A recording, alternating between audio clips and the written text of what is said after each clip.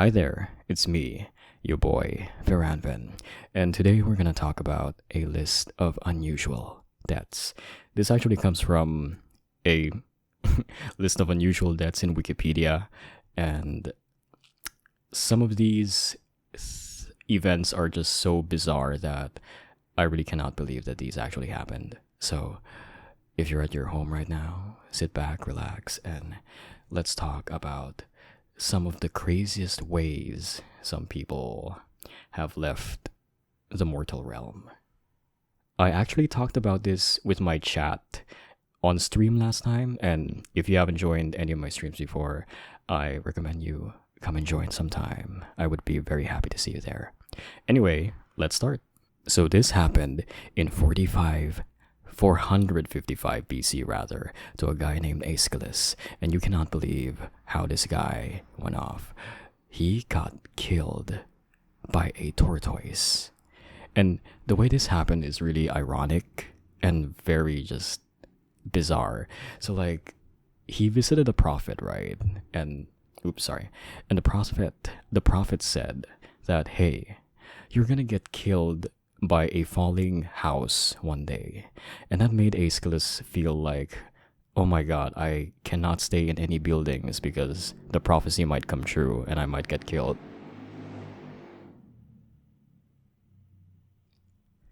So basically, he would not stay in any buildings for a very long amount of time.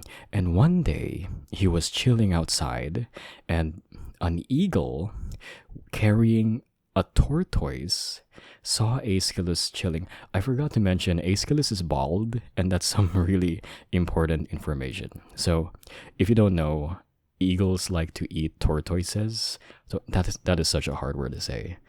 Eagles love to eat tortoises, and how they would eat them is the eagle would basically like grab the tortoise, fly up high in the air, and then drop the tortoise down into like a rock so that the shell will break, and so the eagle can like eat it after breaking the shell. So this eagle's like flying through the sky and sees Aeschylus down with his bald head, and Mr. Eagle mistakes his bald head for a rock, and the eagle just drops the tortoise down. It hits Aeschylus in the head, killing him instantly. And ironically, if he just stayed inside a building or his house, he probably would have lived longer. So lesson of the story, don't listen to prophecies. Sometimes they aren't really true. Next death, Valentinian the First. So Valentinian was a Roman emperor, and I have no idea about any of his history as an emperor, but his death is just weird. Apparently, he got angry at a bunch of foreigners like traveling around his area, and he got like so angry and just started like yelling at these guys, right? And he got so mad and was yelling so hard that he suffered a stroke from yelling that hard and just passed out in just like that. So lesson learned, don't provoke people's anger because you never know what might happen. Now this one is just downright delusional. I've heard of Delulu, but this type of Delulu is just way, way, way, way insane. So Empedocles had this kind of a god complex. He kind of believed that he was some kind of divine mortal. And of course, a bunch of people went to him and they're like, hey, can you prove that? And he's like, yeah, sure, bro. So I'm just gonna go to this active volcano and jump into this active volcano and show you that I will survive because I am God. And Empedocles, being the extremely delusional person that he is, jumps into an active volcano, and now he's in this list. So I'm pretty sure you know what happened. I've met a lot of delusional people. You know, like, I've had some friends who got cheated on, and then for some reason they went back to their cheating exes. I don't know why, but next to Empedocles and his level of delusion, these people are like normal by comparison. So, lesson learned, don't be Delulu. Okay? Don't be Delulu. This one's like, you know how assassinations are portrayed in media? Like they're very, I don't know, romanticized or like shown off in a really cool way. Well, this one in particular, it's really, what's the word? Disgusting. At the same time, it's also really impressive. So, what happened was, there's this king, Edmund Ironside, and it's one of those stories where a king gets assassinated, but the way he gets assassinated is really bizarre. He got assassinated in the toilet because the assassin was hiding underneath the toilet. And this was during old times where it's a privy. If you don't know what a privy looks like, it's one of those like old toilets made of wood back in the old days, and there's no way to hide. Like there's nothing under a toilet you can hide in except for like the sewer area where all the dirty stuff goes down. So that means that the assassin, oh my god, like I'm really confused by this story. So that means the assassin basically hid in that chamber where all the disgusting stuff is and like waited for King Edmund to arrive and kill him. And I'm just here wondering, like, first of all, why? Like, couldn't he think of another way to assassinate this guy? And third of all, if he's like hiding in that chamber with like the smell and the horrible stuff, how can he tell that it's the target he's after? Because like other people should be using the privy, right? And like how can he tell? He probably can't see the king. A part of me likes to imagine that, okay, logically maybe it's a private privy that he only uses, but a part of me likes to believe that maybe he memorized the way his butt looks, and because of that he was able to tell if that was his target or not. I don't know.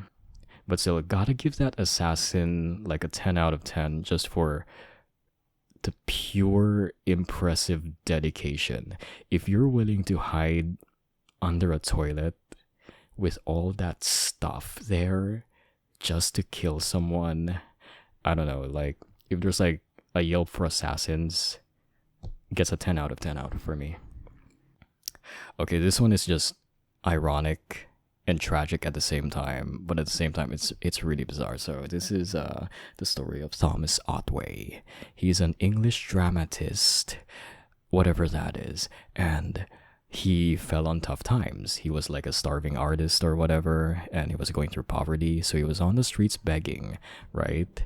And then like some guy who passed by him, he's like, oh, poor guy, gives him a coin. Thomas Otway, who barely ate anything during these tough times, was excited. He was like, yay, I can finally go grab some food.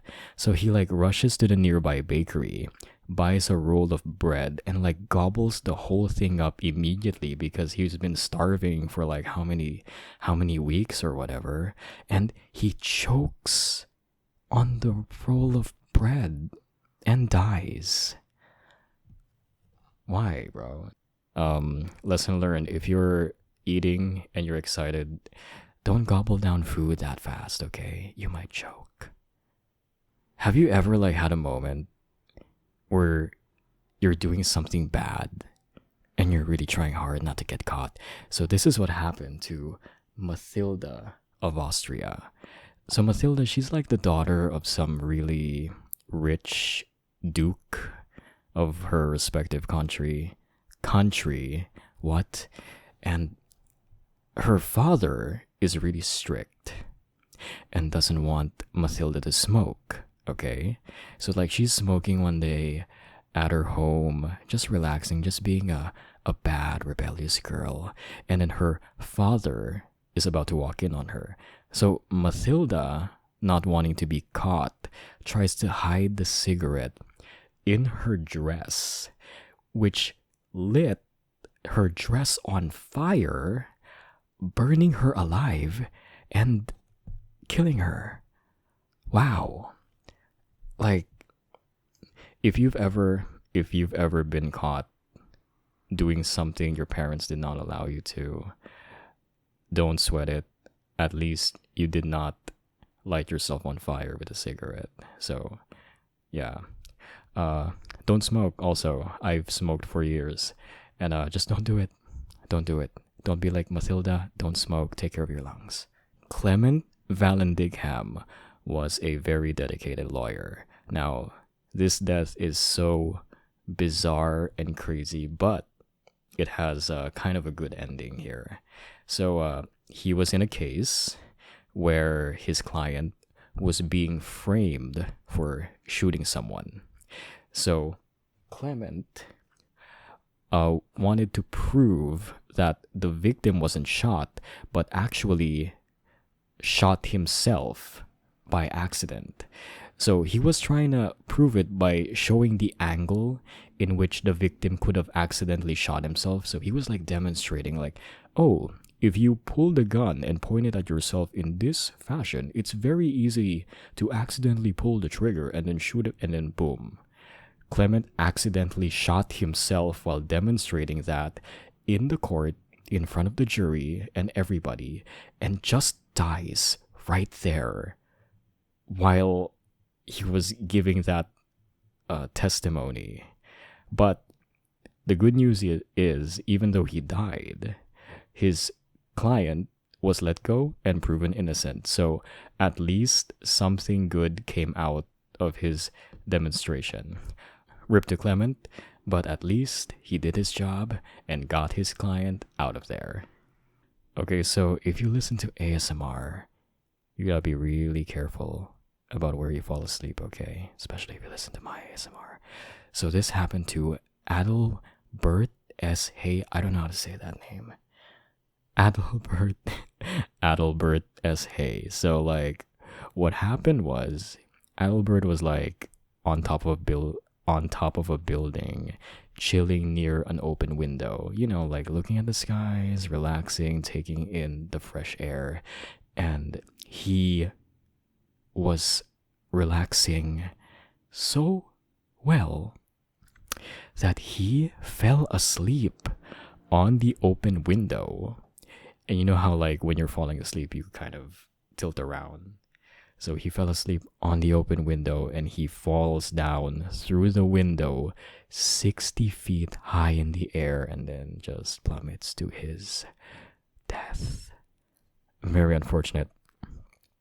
Lesson learned: if you listen to ASMR, be careful where you choose to fall asleep, because I don't want any of you going through that. Okay, as a man, this next one really makes me feel the pain. This happened to Dick Wertheim. He was a tennis player, and apparently while he was observing a game, the tennis ball, it flew and directly hit him in the groin, and it like shocked him, and he was like writhing in the pain that he accidentally fell off his chair and hitting his head on the pavement. And yeah, that's the end of that. As a guy, I cannot imagine how painful that could be. Like, bruh, I've had moments where I like sat in like a bad position and that almost made me faint, so I cannot imagine the type of pain that he went through. R.I.P. to you, Dick. Also, like, can you believe that there was a time where people would go around named Dick? Can you imagine naming your child that in the present moment? I can't. Okay, lastly, let's go for Franz Reichelt. I don't know if I said that right. So Franz Reichelt is absolute crazy mad lad. He was like some kind of inventor, and he wanted to make his own version of a parachute. And I saw the pictures. It's like it kind of looked like a giant kite strapped to his back. And this Franz, this crazy guy, he like climbs the Eiffel Tower. Yes, the Eiffel Tower. And he's basically like boasting to everybody that he knows, like, oh, my invention is great. My parachute is way better. And I'm gonna show you all and prove you wrong. And prove to you that my invention is way better than blah blah blah. So he climbs the Eiffel Tower.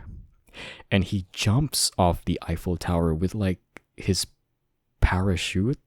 It looks like a kite strapped on someone's back with rope, and like he like jumps off, and he's on the list right now, so I'm pretty sure you know what happened to him. Thank you for listening to the list of unusual deaths. I really wanted to try something new. Hope you enjoyed. Hope you feel relaxed, and hope you, I don't know, got interested by all the weird stuff that happened. Whatever. Anyway, I'll catch you next time. Make sure to, I don't know. Bye bye, I guess.